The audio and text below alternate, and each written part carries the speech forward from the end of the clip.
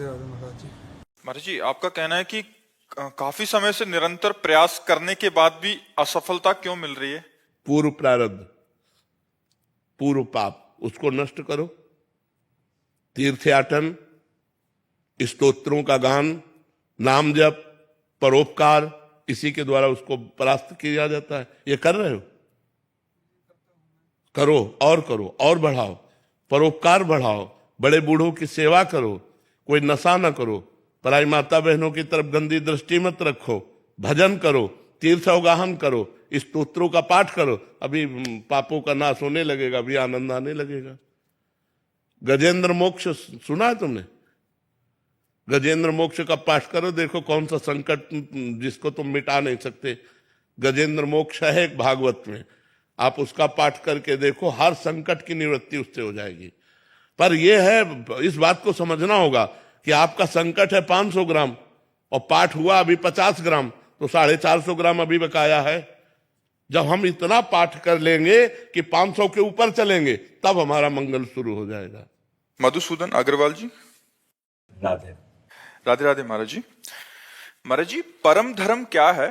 धर्म की परिभाषा तो परहित सरिस धर्म नहीं भाई और पर पीड़ा सम नहीं अधिमाई। इसे देखकर तो समझ आता है महाराज जी, और अपने जीवन में उतारने का प्रयास कर रहा हूं, पर परम धर्म सा वै पुंसाम परो धर्मो यतो भक्ति अधोक्षजे, वही परम धर्म है जिससे अधोक्षज भगवान श्री कृष्ण के चरणों में प्रेम हो जाए।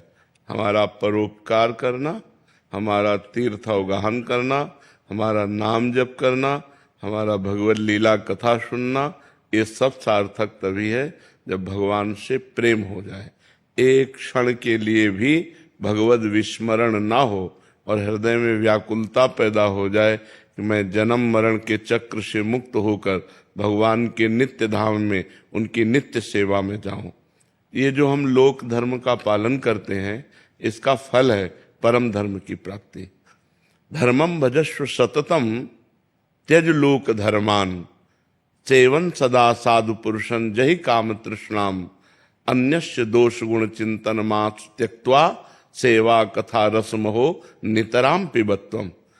बोले धर्मम भजस्व सततम, सतत धर्म का ही सेवन करना चाहिए, धर्म से ही चलना चाहिए, धर्म का पालन करना चाहिए, धर्म का ही भजन करना चाहिए, अर्थात धर्म का सेवन करना चाहिए। बोले किस धर्म का? बोले त्यज लोक धर्मान, लोक धर्मों का त्याग करके, भागवत धर्म का। सर्वधर्मान परित्यज्य मामेकम शरणम ब्रज, लोक धर्म का त्याग करके भागवत धर्म का पालन करना। बोले ये कैसे प्राप्त होगा?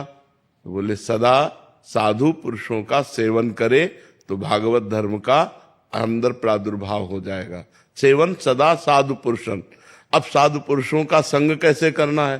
तो बोले जहि काम तृष्णाम अन्यस्य दोष गुण चिंतन मास त्यक्त्वा, दूसरे के गुण दोष का चिंतन त्याग दे, और कामना, सुने हुए भोगों के भोगने की इच्छा का नाम कामना, और तृष्णा, भोगे हुए भोगों को भोगने की इच्छा का नाम तृष्णा। कामना और तृष्णा का त्याग कर दे तो संत पुरुषों के संग का रंग आ जाएगा। यदि हम दूसरों के दोष गुण चिंतन करना त्याग दे और कामना और तृष्णा का त्याग करके संत सेवन करें, तो हमारे हृदय में बहुत जल्दी भागवत धर्म का प्रादुर्भाव हो जाए। अन्यस्य दोष गुण चिंतन मास मुक्त्वा, सेवा कथा रसम हो नितराम पिबत्वम। तो बोले अब कामना और तृष्णा का त्याग कैसे हो? दूसरों के गुण दोषों का चिंतन त्याग कैसे हो? बोले रात दिन भगवान का चिंतन करो, भगवान की सेवा करो, भगवान के कथा रस का पान करो, भगवान की लीला का गायन, लीला का श्रवण, लीला का चिंतन, किसी व्यक्ति के गुण अवगुण का चिंतन न करो। तात सुनो मायाकृत गुण और दोष अनेक, गुणया उभय न देखी, देखी सो अविवेक। इसलिए अविवेक का त्याग करके किसी के गुण दोष का चिंतन न करते हुए सेवा कथा रसम हो नितराम पिबत्वम, भगवान की लीला कथा रस का पान करो, उसी का चिंतन करो, संत महापुरुषों का संग करो, कामना तृष्णा का त्याग करो, तो तुम्हारे हृदय में परम धर्म का प्रादुर्भाव। सावई पुंसाम परो धर्मो यतो भक्ति अधोक्षजे। परम धर्म वही है जिसमें भगवान श्री कृष्ण के चरणों में प्रेम हो जाए। सीमा सिंह जी, राधे राधे महाराज जी। महाराज जी, प्राणी मात्र से प्रेम करना और संसार को वमन की तरह त्यागना, ये दोनों एक साथ कैसे संभव? प्राणी मात्र से प्रेम नहीं करना, प्राणी मात्र में भगवत भाव करके प्रेम करना है। तो हमारा जो राग है, जो मोह है, वो नष्ट हो जाएगा। हमारी दुर्गति होती राग और मोह से। मोह सकल व्याधिन कर मूला, मोह मूल बहु शूल प्रद, यही तो हमारी दुर्गति का कारण है। समस्त प्राणियों में भगवत भाव करके, जड़ चेतन जग जीव जत सकल राम में जानी, अब कोई फंसाव नहीं। और भोगों का त्याग वमन के लिए, ये प्राणी से संबंध नहीं रखता, ये वस्तु से संबंध रखता है। किसी भी वस्तु के भोगने की इच्छा या किसी शरीर के भोगने की इच्छा उसके अंदर नहीं रह जाती। जो भगवान के आनंद में, भगवदानंद में जब एक बार मन लग जाता है तो फिर इन भोगों का रमा विलास राम अनुरागी तजत बमन जिम जन बड़भागी। वो बड़भागी जन जो भगवान के जन हो चुके हैं, भगवान के निरंतर चिंतन में लगे हैं, उनको इतना भगवदानंद मिलता है कि ये विषय भोग ऐसे छूट जाते हैं जैसे बमन की तरफ कोई देखना नहीं चाहता, ऐसे वो भोगों की तरफ देखना भी नहीं चाहेगा। भोगने की तो बात जाने दो। तो प्राणी संबंध और भोग संबंध, ये दोनों डिपार्टमेंट अलग अलग हैं। हमारी दृष्टि सर्वत्र भगवत भाव से हो तो हम समस्त प्राणियों में भगवान का चिंतन करते हुए, भगवान का दर्शन करते हुए व्यवहार करेंगे, कभी फंसेंगे नहीं। हम फंसते हैं व्यक्ति वस्तु स्थान के चिंतन से। भगवत चिंतन मुक्त करता है, फंसाता नहीं है। और भजन का फल होगा जब आपके अंदर भगवदानंद आएगा, तब विषय बमन की तरह त्याग होगा। तो इस बात को आप समझें, वो दो बातें हो गई, एक बात नहीं है। फारूक कबीर जी, महाराज जी, मनुष्य का ऐसा कौन सा कर्म या चरित्र गुण है जिससे परमात्मा सबसे ज्यादा प्रसन्न हो? ऐसा कोई कार्य जो एक मनुष्य दूसरे मनुष्य के लिए करे जिससे भगवान राजी हो जाए? बस इसी से। उस कार्य का कोई नाम नहीं है।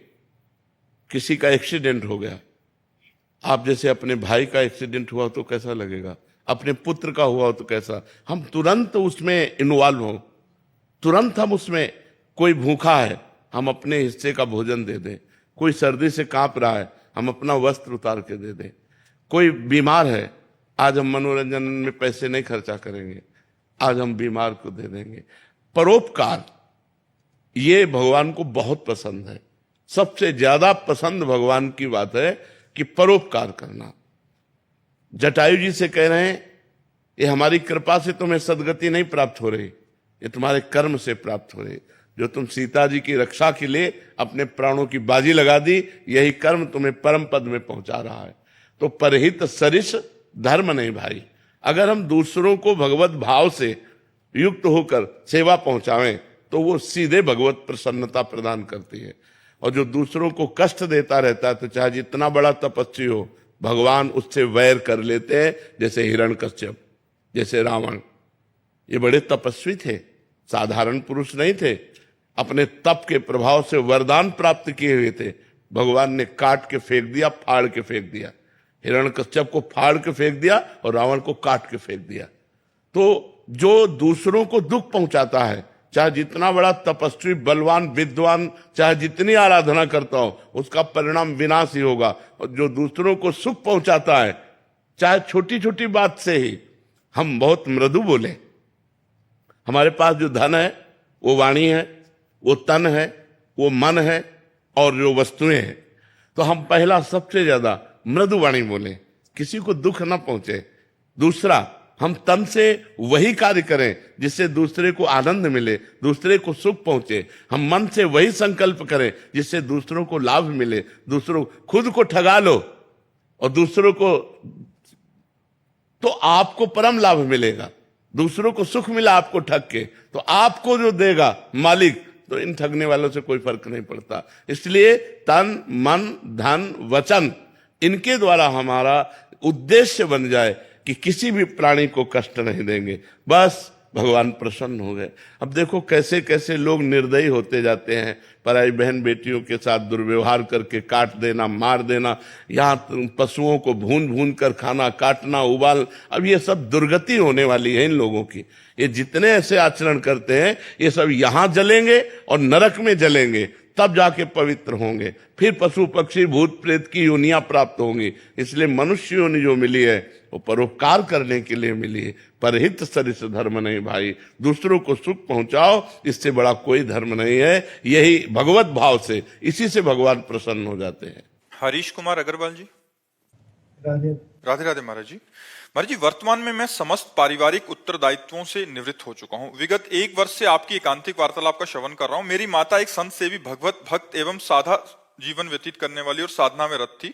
मुझे स्वामी श्री राम सुखदास जी महाराज जी और पूज्य नारायण दास जी भक्सर वाले मामा जी के दिव्य संस्कार विरासत में प्राप्त हुए। अब मैं भगवत प्राप्ति की दिशा में गंभीर प्रयास कर रहा हूँ, किंतु सामाजिक तथा पारिवारिक वातावरण बारंबार मेरे मन को विक्षिप्त कर रहा है एवं साधना में विघ्न उत्पन्न कर रहा है। इसीलिए बरबस राज सुतहि नृपदीना और हरि हित आप गवन बन कीना। जब श्रवण समीप भये श्रुत केसा मनो जरठपन अस उपदेशा। कान के समीप के बाल सफेद होकर मानो कान में कह रहे हैं कि अब तुम्हारी वृद्धावस्था आ रही है और आगे इसके जो आने वाली उसका नाम मृत्यु अवस्था है। अब उपाय कर लेना चाहिए भगवत प्राप्ति का। तो हर हित आप गवन बन की, भगवान के लिए हमें एकांत सेवन करना चाहिए। परिवार के मोह से निवृत्त होकर अपने कर्तव्य का पालन कर चुके हैं। अब आप लोग खाओ पियो आनंद लो, हम जैसे बने तैसे, अब हमको छेड़ो मत। घर में ही सही पर एकांत वनवासी की तरह सेवन करें और जथा लाभ संतोष सदा काहू सो कछु न चाहूंगो। अगर दिन में एक बार भी भोजन मिल जाए तो पेट पालन करे, किसी की निंदा न करे, कोई झगड़ा न करे, बच्चों पर अपना अधिकार न जनावे। जो हमें भिक्षा की तरह मिल जाए उसे खाएं और रात दिन भजन करें, तो घर में रहते हुए भी वो सन्यासी को जो गति प्राप्त होती वही गति प्राप्त हो सकती। अब आज का समय बाहर भागने का नहीं रह गया है। बाहर आश्रमों में जाओगे तो सब अर्थ प्रधानता रह गई है। वो बहुत कलयुग का प्रभाव बढ़ता चला जा रहा है और अर्थ की आवश्यकताएं इतनी बढ़ गई। हमें तो लगता है चुपचाप अपने घर में एक कमरा आश्रम मान लो और वहीं सन्यास का भाव करके भजन करके मुक्त हो जाओ, ये बहुत बढ़िया है। जीवन भर जो कमाया है उसी की 2 रोटी खाकर भजन करो, भगवान को प्राप्त हो जाओ। दूसरे की हलवा पूड़ी का चिंतन मत करो, नहीं तो जो भजन हो रहा है वो भी बंद हो जाएगा। मोहन जी। राधे राधे। राधे राधे महाराज जी। महाराज जी, आप कह रहे हैं कि आप एक रविंद्रनाथ ठाकुर जी का एक विचार पढ़ा था इन्होंने, तो वो मानवता की सबसे बड़ी विजय एक दूसरे के प्रति प्रेम सहानुभूति है, ना कि युद्ध और विभाजन में है।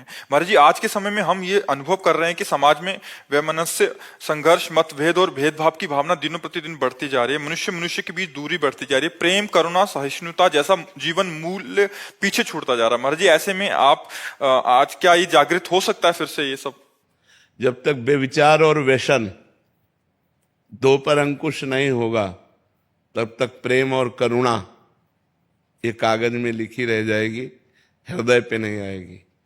क्योंकि व्यभिचारी पुरुष, अपने प्राणों का पोषण करने वाला पुरुष, व्यसन करने वाला पुरुष, ये हिंसा, वैर, आसक्ति, कामना इन्हीं में भ्रमित होगा। और करुणा और प्रेम ये तो भागवतिक है। भगवान अद्वैष्टा सर्वभूतानाम मैत्रः करुण एवच निर्ममो निरहंकारा सम दुखा सुखा क्षमी। ऐसा भगवान को बहुत प्यारा होता है, जो किसी में दोष दर्शन नहीं करता, किसी से द्वेष नहीं करता और सबसे मित्रता का व्यवहार रखता है और सबसे करुणा का व्यवहार करता है और ममता रहित है। मित्रता करते हुए ममता रहित है और करुणा करते हुए अहंकार रहित है और क्षमावान पुरुष, ये मुझे बहुत प्रिय है, भगवान श्री कृष्ण कहते हैं। तो ये जो स्थिति करुणा की है, अगर करुणा हो तो व्यभिचार बंद हो जाए। माताओं बहनों के साथ राक्षसी व्यवहार नौजवान लोग करते हैं, मार देते हैं। धन के लिए, व्यसन करने के लिए धन चाहिए और धन के लिए चोरी, हिंसा, छल कपट, मतलब कितना मानो गिरता चला जा रहा है। कि एक हमको क्लिप दिखाई भगवान शंकर के अर्घे में चांदी लगी थी, वो हथौड़ी से काट करके, और चंद रुपए की चांदी, कितनी, कोई 2-4 किलो चांदी थोड़ी होगी, चंद रुपए की चांदी भगवान शंकर की अर्घे से उतार करके ले गए। माता बहन जा रही होती, चैन पहने ऐसे पकड़ के घसीट लिया, वो चाहे मुंह के बल गिरे, चाहे हाथ टूट जाए, पैर टूट जाए। मतलब कितना निर्दयी होता जा रहा है, मानो अपनी वासना की पूर्ति के लिए कुछ नहीं सोच रहा है। चाहे पशुओं को जलाकर खाना हो, काट कर खाना हो, हिंसा करना हो, जहां हर जीव पर दया करनी है, वहां करुणा मैत्री जहां करनी है, वहां हिंसा बढ़ रही है, स्वार्थ बुद्धि बढ़ रही है। तो ये बहुत कलयुग का कुप्रभाव बढ़ रहा है।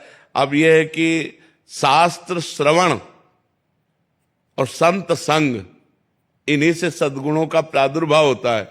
जैसे पहले लोग भगवान की छवियां हृदय में धारण करते थे, अब सब छाती में लगाए घूम रहे मोबाइल।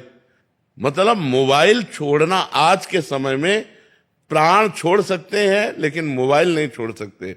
अब मोबाइल में जो लगा हुआ है, बड़ी रीलें हैं, बड़े सीरियल हैं, बड़ी चीजें हैं, तो उसी में मन लगा है, तो शास्त्र श्रवण तो हो नहीं सकता कि बैठकर हम गीता जी का अध्ययन करें, मनन करें, भागवत जी का अध्ययन मनन करें, वेदांत शास्त्रों का, स्मृतियों का, हम धर्म ग्रंथों का, ऐसा तो समय नहीं रह गया। और नौजवान कब गीता पढ़ने लगे? अब वो व्यसन में उतर गए, क्योंकि सतमार्ग में दो ही हमें लगा सकते हैं, या संत या शास्त्र। शास्त्र स्वाध्याय का समय नहीं और संतों पर श्रद्धा नहीं। ये तो भगवान की विशेष कृपा कहो कि हवा सी चली है तो सब संतों पर श्रद्धा करने लगे नौजवान, नहीं तो ऐसी पीछे बातें आई थी कि जिनमें संत श्रद्धा थी वो भी नष्ट हो गई थी। तो दो ही हैं जो समाज को सुधार सकते हैं, धर्मशास्त्र, धर्म महापुरुषों के वचन, संतों के वचन। अगर हम संत वचन सुने, संत वाणी सुने, शास्त्रों का स्वाध्याय करें, तो आज हम फिर सुधर सकते हैं। अगर ये नहीं तो सुधरने की कोई चांस नहीं है, और अंततोगत्वा अपना ही विनाश करना पड़ेगा। जब आप धर्म से विरुद्ध चलोगे, पापाचरण करोगे, तो तुम्हारा मन ही तुम्हें करने के लिए प्रेरित कर देगा। अपने आप अपने हाथ से अपने को मारोगे यदि गलत आचरण करोगे, तो यही मन तुम्हें ऐसा प्रेरित कर देगा कि तुम अपना नाश स्वयं कर लोगे। इसलिए भाई, करुणा और मैत्री भागवतिक शब्द हैं। जब तक हम दूसरों के प्रति दया का भाव नहीं लाएंगे, करुणा का भाव नहीं लाएंगे, सबसे मैत्री नहीं करेंगे, तो हमारा मनुष्य जीवन, मनुष्य, अब आप सोचो, पति पत्नी में मैत्री भाव नहीं है। जहां अर्धांगिनी कहा गया वहां मैत्री भाव नहीं। तो ऐसा समय चल गया कि पत्नी पत्नी में, भाई भाई में, माता पुत्र पिता में जो पवित्र संबंध है, उनमें भय का समावेश हो गया। अपनी माँ को पुत्र मार डाल रहा है, माँ अपने पुत्र को मार डाल रही है। मतलब बड़ा विचित्र समय आ रहा है। जब ये घटनाएं सुनो तो लगता है, शास्त्र में लिखा है, कुपुत्रो जायेत क्वचिदपि कुमाता न भवति।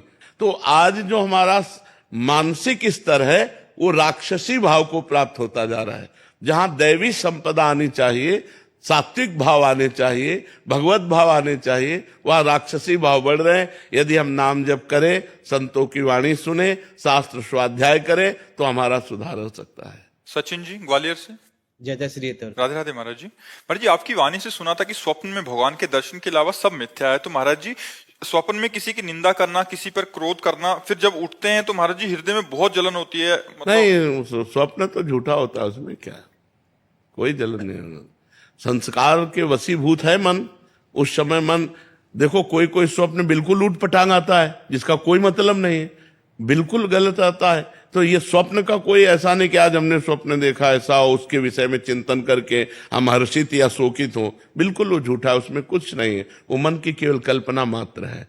स्वप्न एकदम झूठा होता है। क्या हमारे प्रारब्ध को भी भुगवाया जाता है कभी कभी स्वप्न में? स्वप्न में ऐसे प्रारब्ध को भुगवाया जाता है जो अनजाने में पाप बन गया। जैसे हम अचानक ऐसे देखते हुए जा रहे, हमारा पैर मेढक पे पड़ गया, किसी जीव पे पड़ गया, वो मर गया, तो अब आपकी इच्छा तो नहीं थी, और अचानक कोई घटना घट गई, कोई जीव मर गया, तो वो स्वप्न में आपको पीड़ा दी जाएगी।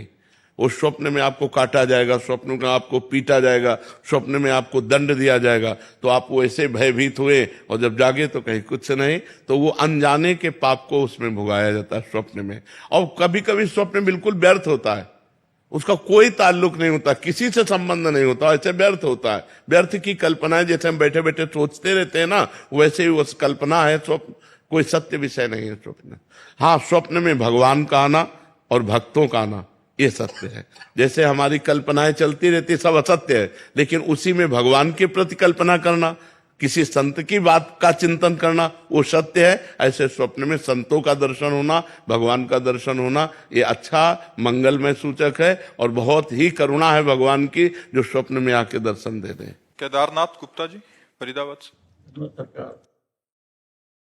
महाराज जी राधे श्याम, सीताराम। महाराज जी, जब से मेरे परम पूज्य गुरुदेव भगवान श्री बक्सर वाले मामा जी का नित्य लीला में प्रवेश हुआ, तब से मैं अपने आप को अनाथ महसूस करता हूँ। कुछ समझ नहीं आ रहा महाराज जी, मेरी समस्या का निवारण करें। वैसे प्रगट में गुरुजनों का अंतर ध्यान हो जाना दुर्भाग्य ही है हमारा कि हम उनको प्रगट में नहीं देख सकते, पर सौभाग्य है कि उनके द्वारा हमें नाम मंत्र मिला है।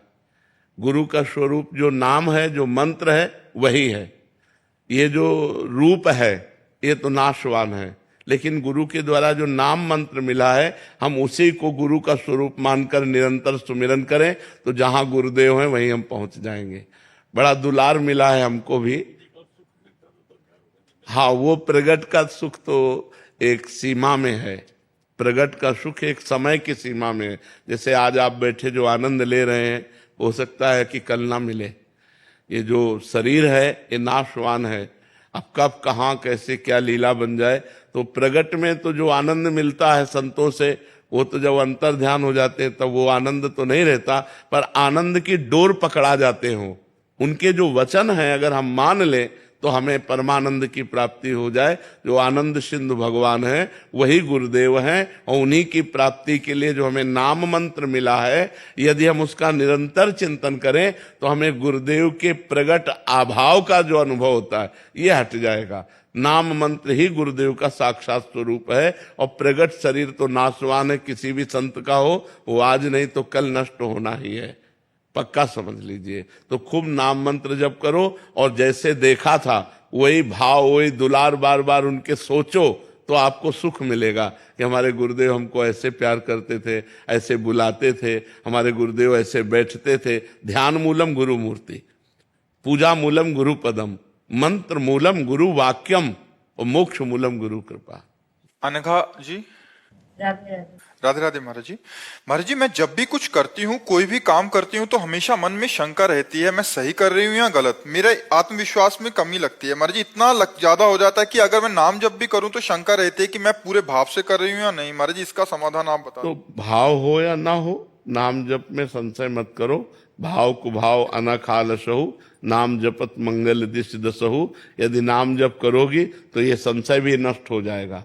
भगवान के नाम में अपार सामर्थ्य है। आप खूब नाम जप करो, और नाम जब मन ऐसा कहे कि ये श्रद्धा से नहीं हो रहा, ये भाव से नहीं हो रहा, तो फल तो बराबर मिलेगा। हम श्रद्धा से जहर खाएं या श्रद्धा से खाएं, मर तो जाएंगे ही ना। हम प्यार से अग्नि को छुए या जबरदस्ती छुआ दिया जाए, वो जला तो देगी ना। जिसका जो प्रभाव है वो अपना करके ही रहता है, तो नाम का प्रभाव क्यों नहीं करेगा। वो तो सच्चिदानंदमय है। भाव कुभाव अनखालसहु, नाम जपत मंगल दिश दसहु। राघव जी, राधा वल्लभ सिंह। श्री हरिवंश महाराज जी। महाराज जी, नित्य श्री रामचित मानस जी एवं श्री विनय पत्रिका जी का लयबद्ध विधि से गायन की क्या महिमा महाराज जी। आपका तो जीवन ही रहा है महाराज जी पूर्व में। भगवान के आनंद में डूबना।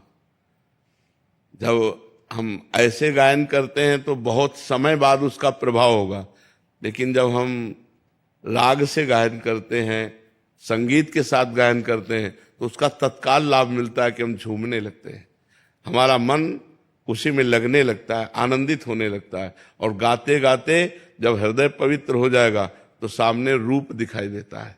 जो हम लीला गा रहे हैं वही लीला का चिंतन होने लगता है, फिर वो भगवान के प्रेम में मतवाला हो जाता है। लीला गायन का सीधा फल है मोह का नाश होकर भगवान की प्राप्ति होना। खूब भगवान की लीला का गायन करें। हमें तो ऐसा सौभाग्य मिला है कि सुबह 4 बजे बैठ गए और दिन के 2 बजे उठे। बाल कांड, अयोध्या कांड, 2 कांड एक पूरे करके तब फिर लघुशंका के लिए उठे। अब नई अवस्था थी ना, तो खूब भगवान ने आनंद दिया है, खूब गायत्री जी का पुरस्चरण और सब अनुष्ठान सब खूब। अब पूरा जीवन हो गया, अब 13 वर्ष की अवस्था से लगे अब 55-56 वर्ष की अवस्था होने जा रही है। अब आज सुविधा हुई है, आज लोगों का सानिध्य मिला है। नहीं, हमने जीवन में कभी 2 आदमी खड़े होकर बात नहीं की। गंगा का किनारा, एकांत सेवन, अपने काम से मतलब। आज तक हमारा कोई दोस्त नहीं है पूरी सृष्टि में। जब दोस्त नहीं तो दुश्मन की क्या बात है। आज तक कोई दोस्त नहीं किसी से। सबको भगवान का स्वरूप मानना, सबसे प्यार करना, लेकिन प्यार केवल भगवान से करना, भगवत भाव से करना। तो एकांत सेवन करके यदि हम लीला गायन करें, एक होता है जैसे हम लीला गायन कर रहे हैं और लोग बैठे हैं, तो हमारी भावना लोगों को रिझाने के लिए, वो एक अलग लीला गायन हो गया। और एक हो गया हम एकांत में बैठकर लीला गायन कर रहे हैं, रोना आ गया, अब लीला गायन सार्थक हो गया। गदगद मम गुण गावत पुलक शरीरा और गदगद कंठ नयन बहानीरा। भगवान का लीला गायन करते हुए रोमांच हुआ, आंसू निकलने लगे। अब आगे गाया नहीं जा रहा और वो रुक गया। भगवान की रूप माधुरी छा, ये है फल, ये है लीला गायन का फल। जीव को जो सुख चाहिए वो संसार में नहीं है। इसीलिए चाहे जितना रुपया इकट्ठा कर लो, चाहे जितना भोग भोग लो, आप असंतुष्ट ही रहोगे। और संतोष तब मिलेगा जब भगवान का भजन होने लगेगा, भगवान का लीला गायन करोगे, भगवान के भाव से दूसरों को सुख पहुंचाओगे। देखो हृदय, एक दिन अच्छा भोजन बनाकर आप पाओ और एक दिन वही अपने हिस्से का भोजन किसी भूखे को पवा दो, फिर देखो आपको कैसा लगता है। हृदय में जो एक शीतलता होगी, वो चाहे जितना अच्छा भोजन पालो आप, कभी नहीं होगी। जब दूसरों को पवाओगे तो वो जो शीतलता होगी वो भागवतिक होती है, वो अमोघ होती। चाहे जितना बढ़िया साल ओढ़ लो, वो सुख नहीं मिलेगा। जब कोई गरीब कांप रहा हो और उसको अपना साल उड़ा दो, फिर देखो आपको कैसा लगता है। फिर एक हृदय में उमंग आएगी। फिर भगवान से रंतिदेव जी कहते हैं कि मुझे इतनी सामर्थ्य दो कि विश्व में कोई दुखी ही ना हो, सबका दुख मैं भोग लूं। ये सबका दुख मैं भोग लूं, विश्व में किसी को दुख ना हो, ऐसी भावना करते ही हृदय आनंद में भर जाता है। और आज क्या है कि सब चाहे दुखी हो, मैं सुखी हो जाऊं। ये आसुरी भाव है। इसी आसुरी भाव से समाज दुखी हो रहा है। कौस्तुभ अग्रवाल जी, फर्रुखाबाद से। राधे राधे महाराज जी। महाराज जी, श्री जी की कृपा से मैं नाम जप करने का निरंतर प्रयत्न कर रहा हूँ, लेकिन महाराज जी जिस दिन भजन अधिक बन जाता है मन में अहंकार सा आ जाता है, लेकिन जिस दिन भजन कम होता है उस दिन ग्लानि क्यों नहीं होती? आज रह गया। हाँ, ये कमी है, ये कमी है। अहंकार तो आना नहीं चाहिए, कृपा में आंसू आने चाहिए कि आज भगवान की विशेष कृपा हुई कि हमसे अच्छा भजन हो गया, क्योंकि भगवान की कृपा से भजन होता है। और जिस दिन भजन न हो तद विस्मरणेन परम व्याकुलते, हमें व्याकुलता होनी चाहिए। धिक्कार है हमारे मन बुद्धि को जो आज भगवान के भजन में कमी की, ऐसी ग्लानि होनी चाहिए। आज कर लिया, आज रह गया, कल कर लेंगे। नहीं, कल किसने देखा है? कल आए कि ना आए। आज करे सो, जो अभी का है, काल करे सो आज कर, आज करे सो अब, पल में परलय होएगी, बहुरी करोगे कब। इसलिए ऐसा ना टालो, भजन को मत टालो, गंदी बातों को टालो। जैसे गंदी बात के लिए मन कह रहा है तो फिर देखेंगे, अच्छी बात के लिए अभी तत्पर हो जाओ। ये मन महाराज जी पाप पुण्यों के जाल में फंसा रहता है, इसके ऊपर कैसे? नाम जप, यही तो है। नाम जप ही तो निर्मल करता है। निर्मल मन जन सो मोहि पावा, मोहि कपट छल छिद्र न भावा। तो निर्मल मन भगवान का भजन करता है। जितना भजन करोगे उतने मन निर्मल होता चला जाएगा। भगवान का नाम वो साबुन है जो मन को निर्मल करता है, इसलिए खूब नाम जप करो।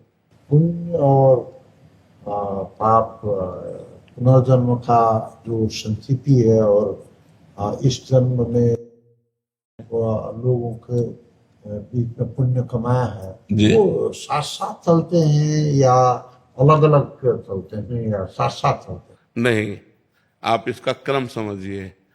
एक गोदाम है जिसे संचित कर्म कहते हैं। संचित कर्म माने अनेक जन्मों के कर्मों का जहां संचय है, उसे संचित कर्म समझ रहे ना। अनेक जन्मों के कर्मों का जो एक संचय है, गोदाम है, उसे संचित कर्म कहते हैं। उन संचित कर्म से जब शरीर रचना होती है तो मनुष्य शरीर की रचना पाप और पुण्य दो से होती है, देव शरीर की रचना पुण्य से होती है। जो यातना देह है नरक में जो मिलता है वो केवल पाप से मिलता है। मनुष्य देह की रचना इस मनुष्य लोक में पाप और पुण्य से होती है। तो वो संचित कर्म से पाप पुण्य निकाले गए जो हमारी गोदाम में जमा है, उनसे अनेक जन्मों से वो भगवान का जोड़ है, उसको जोड़ करके निकाला और मनुष्य शरीर में जन्म से लेकर मरण तक का विधान रच दिया गया। समझ रहे ना, जन्म से मरण तक का विधान रच दिया गया, उसे कहते हैं प्रारब्ध। अब जो हम कर्म कर रहे हैं इसे क्रियमाण कहते हैं। ये अभी साथ नहीं देंगे हमें, हम खूब पुण्य कर रहे हैं, खूब दान कर रहे हैं, खूब भजन कर रहे हैं, लेकिन प्रारब्ध भोग आ गया है पाप का, तो आपको दुख भोगना पड़ेगा। दान पुण्य भजन करते हुए भी अच्छे से अच्छा कर्म कर रहे हैं, लेकिन आपको सुख शांति नहीं मिलेगी। आपको वो प्रारब्ध भोग अशांत करेगा, वो प्रारब्ध भोग दुख देगा। जो आज कर रहे हैं ये कल आपके काम आएगा। वर्तमान का जो दान पुण्य है, वर्तमान का जो सत्कर्म है, वर्तमान का जो परोपकार है, वो भविष्य में आनंद देगा। लेकिन आज हमको दुख सुख का वो क्रम भोगना पड़ेगा जो शरीर रचने के समय रखा गया है। समझ पा रहे हैं आप? हाँ, वो आज तभी देखा जाता है पाप कर्म करने वाला बड़ा उन्नति को प्राप्त हो रहा है, एक धर्मात्मा पुरुष कदम कदम पे दुख भोग रहा है, तो वो क्रम उसके पुण्य का लग गया। जो पाप कर्म वर्तमान में कर रहा है और पूर्व का पुण्य संयोग, तो उन्नति को प्राप्त होता चला जा रहा है। एक पुण्य कर्म कर रहा है लेकिन उसका पाप संयोग बन गया, वो दुख पर दुख भोगता चला जा रहा है। इसी क्रम को न समझने के कारण लोग कहने लगते हैं कि जो धर्म में चलते हैं वो दुख भोगते हैं और जो पाप कर्म करते हैं वो घूस लेते हैं, बेईमानी करते हैं, वो बड़े अच्छे से। ऐसा नहीं है, ऐसा नहीं है। परिणाम जब अपने कर्म का आएगा तो वो पुण्य का आनंद होगा, सुख होगा, और पाप का दुख और विपत्ति और विनाश ही होगा। वो कभी सुख प्रदान नहीं कर सकता। आप समझ पाए? मोहित जी, राधे राधे। महाराज जी, महाराज जी, आपके द्वारा नाम जप की जो दवाई मिली उसका पहले तो कुछ बहुत रिएक्शन हुआ, पर बाद में जाकर मन और हृदय की अभी सफाई शुरू हो गई है। महाराज जी, महाराज जी, आप कह रहे हैं कि जो हिचौरासी जी पाठ या और भी जो पाठ हैं आपकी आवाज में सुनने को मिलता है महाराज जी, तो मतलब साथ साथ ध्यान पूर्वक पढ़ने और सुनने का जो फल है, क्या याद करना जरूरी है महाराज जी? याद करने से यह है कि हम जैसे ट्रेन में चल रहे हैं तो हम गुनगुना सकते हैं, पद हम गा सकते हैं। हम फावड़ा चला रहे हैं, पद गा सकते हैं, अंदर ही अंदर चिंतन कर सकते हैं। हम रास्ते में चल रहे हैं, पद गुनगुनाते जा रहे हैं। तो याद करना बहुत जरूरी है। याद कर लो। हम कह रहे हैं पूरी ना याद हो पावे तो 10 ही पद याद कर लो, तो वही 10 पद अगर हम दोहराते रहे तो नाम बाणी जहां श्याम श्यामा तहां, नाम बाणी सुनत श्याम श्यामा सुबस, नाम बाणी निकट श्याम श्यामा प्रगट, भगवत साक्षात्कार कराने में समर्थ चतुरासी जी। इसलिए कुछ पद तो याद ही कर लो। पढ़े हो तो फिर उसमें दुविधा क्या है? सुबह सुबह रोज पाठ करो, याद हो जाएगा। सुबह सुबह रोज पाठ करने से ब्रह्म मुहूर्त काल में जो चीज याद करनी हो, अगर ब्रह्म मुहूर्त में उसको पाठ करने के नियम में हम ले लें तो कुछ दिनों में वो कंठस्थ हो जाएगी।